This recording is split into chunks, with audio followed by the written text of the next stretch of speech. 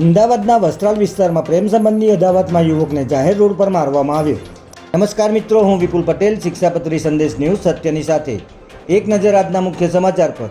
અમદાવાદના વસ્ત્રાલ વિસ્તારમાં આવેલા રાધે ચેમ્બરના પાર્કિંગમાં એક યુવક પર જાહેરમાં બેફામ હુમલો થયો હોવાની ચોંકાવનારી ઘટના સામે આવી છે. આ હુમલા પાછળ પ્રેમ સંબંધની અદાવત હોવાનું સામે આવ્યું છે, જેમાં વસ્ત્રાલમાં રહેતો સન્ની પડોશમાં રહેતી એક યુવતી સાથે છેલ્લા 1 મહિનાથી પ્રેમ સંબંધમાં હતો અને બંનેની લગ્નની વાતચીત ચાલી રહી છે. જેથી યુવતીના પૂર્વ પ્રેમી કીર્તિ પરમારે સન્નીને લોખંડની પાઇપના 10થી 15 ફટકા હાથ અને પગમાં માર્યા હતા. ત્યારે રામોલ પોલીસે ગુનો નોંધી ત્રણેયની ધરપકડ કરી છે. આ સમગ્ર મારામારીની ઘટનાનો વિડીયો પણ સોશિયલ મીડિયામાં વાયરલ થયો છે.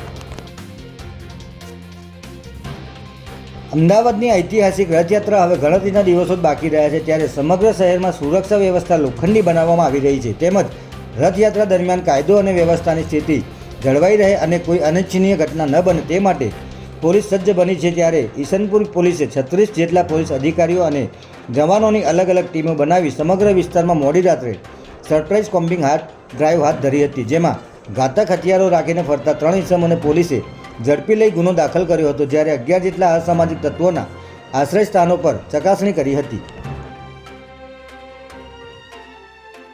અમદાવાદની વરસાદની પહેલી થપ્પાડે જ અમદાવાદ મ્યુનિસિપલ કોર્પોરેશનની પોલ ખુલી ગઈ હોય તેવા દ્રશ્યો સામે આવી રહ્યા છે, જેમાં પાલડી જેવા વ્યસ્ત 4 રસ્તા પર સુરક્ષા માટે નીકળેલી ફાયર બ્રિગેડની ગાડી જ રોડ બેસી જતાં ફસાઈ ગઈ હતી. જે ગાડી લોકોના જીવ બચાવવા માટે દોડતી હતી તેને આજે પોતાની સુરક્ષા માટે ક્રેનની મદદ લેવાની નોબત આવી હતી.